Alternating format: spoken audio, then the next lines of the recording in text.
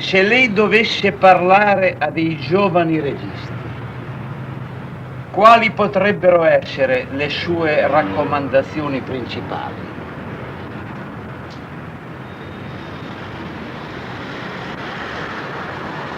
Сейчас все снимают кино, все считают, все умеют снимать кино, понимаешь?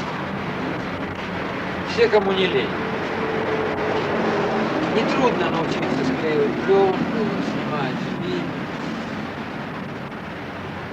Но самое главное, что я бы посоветовал тем, кто начинает работать в кино, это что, чтобы он научился не отделять свою работу, свой фильм, кино от жизни, которую он живет. То есть, чтобы он не делал разницы между фильмом, своей работой и собственными поступками. Вот что самое главное.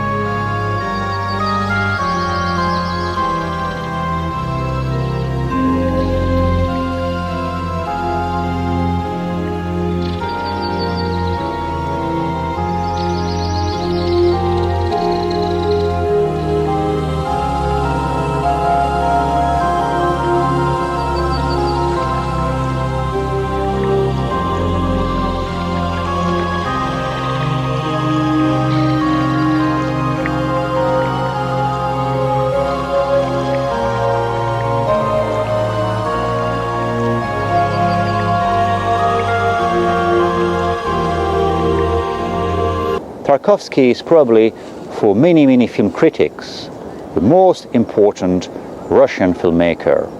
Like Eisenstein, he had a few films, only 7. Like Eisenstein, Tarkovsky had a kind of short life, dying in 1986 in Paris, not even at 56 years old. But both filmmakers are different.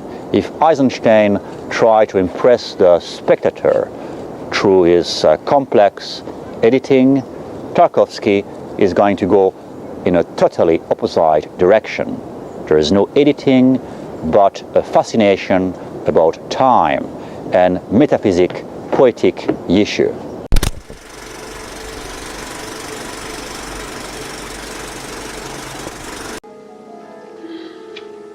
Если колодец очень глубокий, то даже в самый солнечный день в нем можно увидеть звезду. Какую звезду? Да любую. Вижу, мам, вижу. Да-да, вон она. А почему она? Потому что для нее сейчас ночь. Вот она и вышла как ночь. А разве сейчас ночь? Сейчас день. Для тебя день, для меня день, а для нее ночь.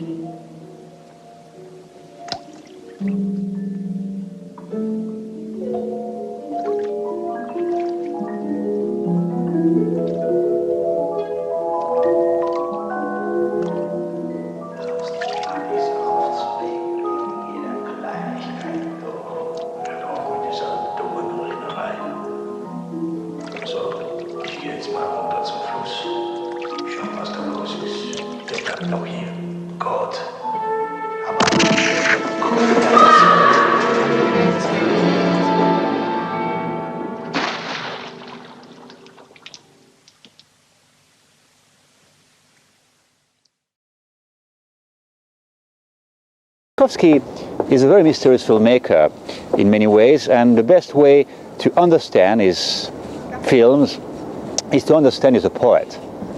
His father was a famous poet in Russia, and he tried never to give answers, but raising more questions in his enigmatic, allegoric films.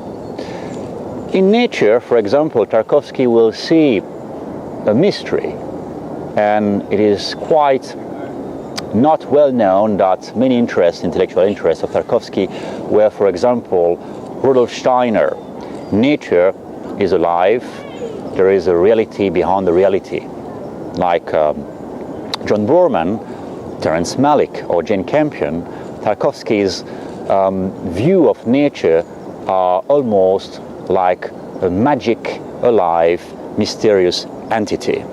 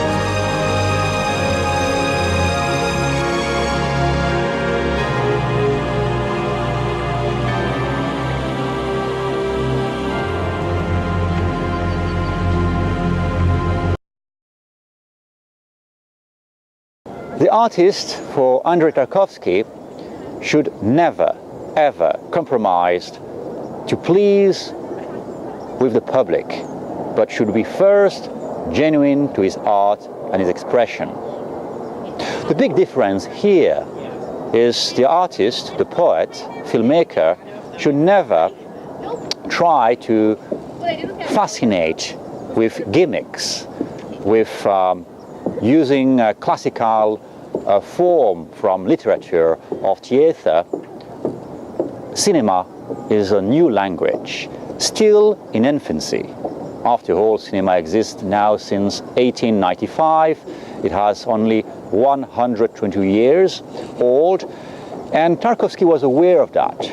That's why he was, in many ways, trying not to respect the canon of classical form expressions we have in theater or literature. The poet should never compromise, which means time, which is expressed in his films through long shot, is not here to show some kind of virtuosity, but to question the viewer, like someone who has to participate more than just contemplate passively what he sees. The viewer is part of the work of the artist, and a transformation, happily, may happen. Metaphysics is the key word to understand the poetic work of Tarkovsky. Complex and simple, mystical and realist.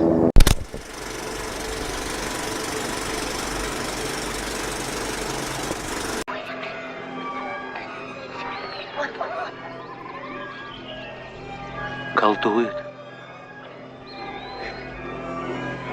Андрей! Андрей! Куда ты?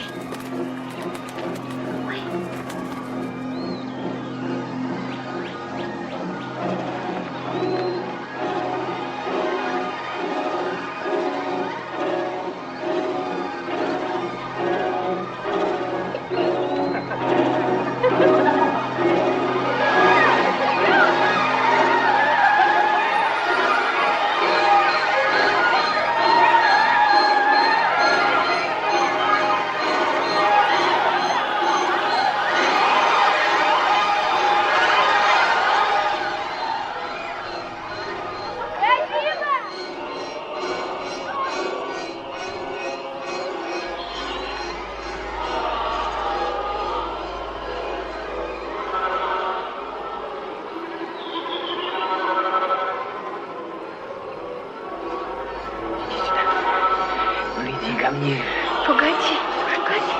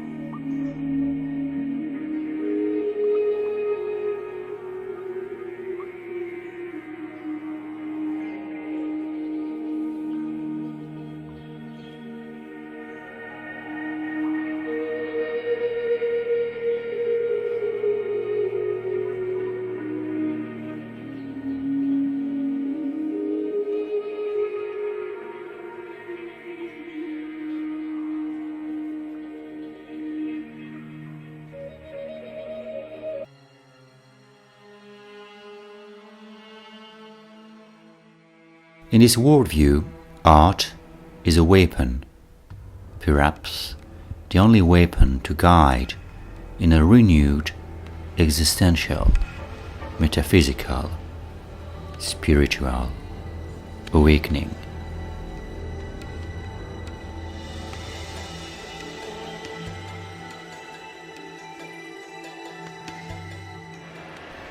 Man is born into suffering, not happiness, and art is the vehicle by which man is uplifted and given hope. Art can combat materialism, which is a great danger that threatens to rend our modern civilizations into pieces.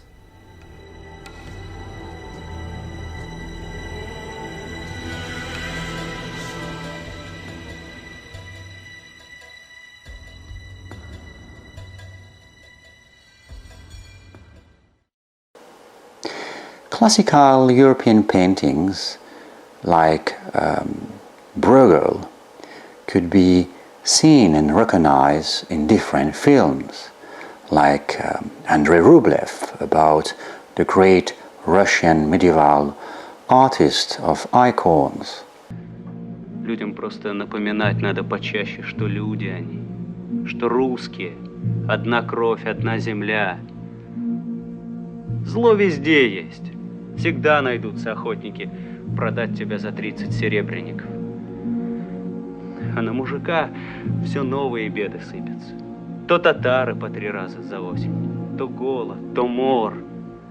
А он все работает, работает, работает, работает, несет свой крест смиренно, не отчаивается, а молчит и терпит. Только Бога молит, чтоб сил хватило. Да разве не простит таким Всевышний темноты их? Сам ведь знаешь, не получается что-нибудь, или устал, намучился. И вдруг с чьим-то взглядом в толпе встретишься, с человеческим, и словно причастился. И все легче сразу. Разве не так? Вот ты тут про Иисуса говорил. Так он, может быть, для того родился и распят-то был, чтобы Бога с человеком примирить.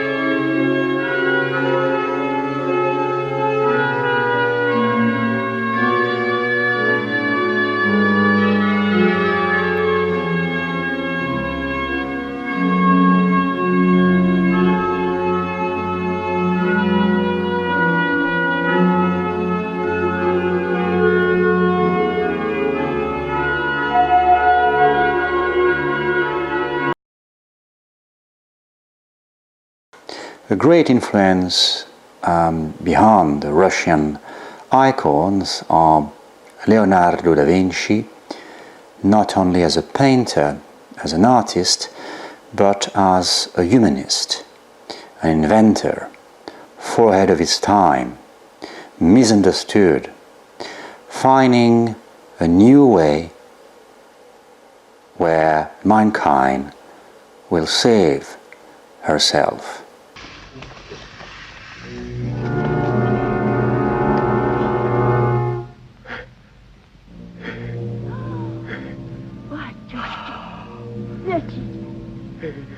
Эй! Эй, Ефим! Лечу! Ты куда? Архипушка! Лечу! Лечу!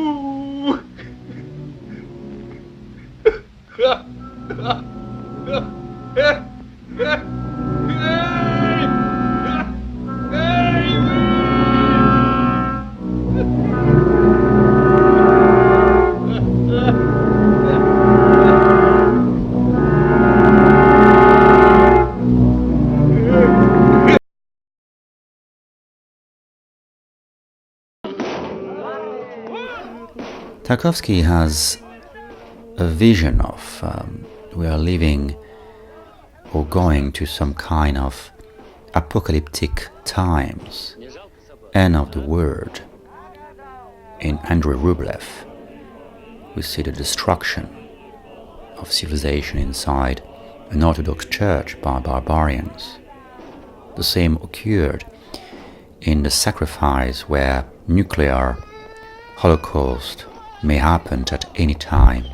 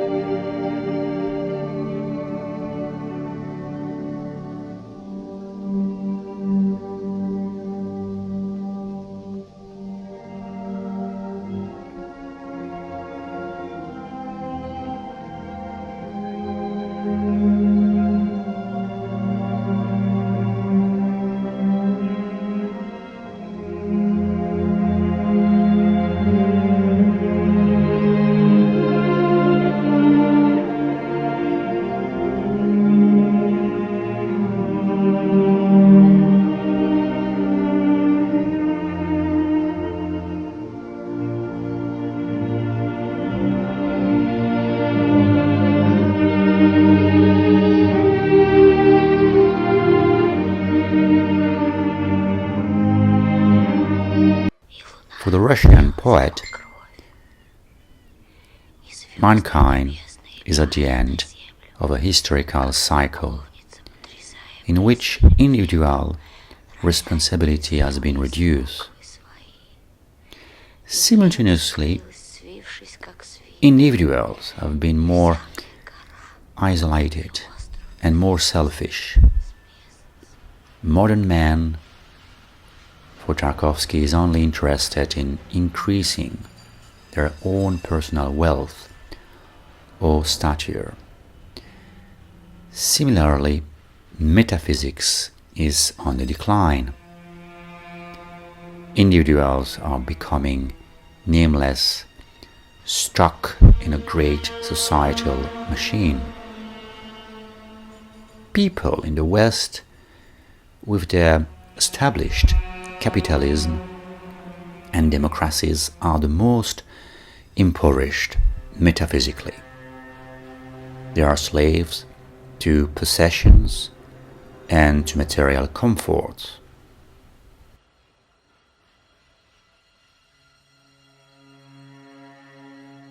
This was Dr. T in New York City, probably the city that Andrei Tarkovsky may have hated the most in his lifetime.